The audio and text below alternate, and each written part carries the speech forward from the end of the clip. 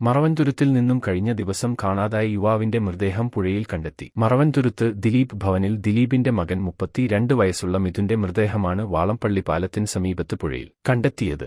കഴിഞ്ഞ ബുധനാഴ്ച വൈകിട്ട് 5 മണിയോടെയാണ് യുവാവിനെ വീടിന് സമീപത്തു നിന്നും കാണാതായത്. തുടർന്ന് ബന്ധുക്കൾ മൊബൈൽ ഫോണിൽ വിളിച്ചെങ്കിലും പ്രതികരിക്കാത്തതിനെ തുടർന്ന് സമീപ പ്രദേശത്ത് തിരച്ചിൽ നടത്തിയെങ്കിലും കണ്ടെത്താൻ കഴിഞ്ഞിരുന്നില്ല. പിന്നീട് വീട്ടുകാർ തലയോലപ്പറം പോലീസിൽ പരാതി നൽകി. യുവാവ് ഉപയോഗിച്ചിരുന്ന ഫോണിന്റെ ടവർ ലൊക്കേഷൻ പ്രദേശത്ത് കാണിച്ചിരുന്നെങ്കിലും യുവാവിനെ കണ്ടെത്താൻ കഴിഞ്ഞിരുന്നില്ല.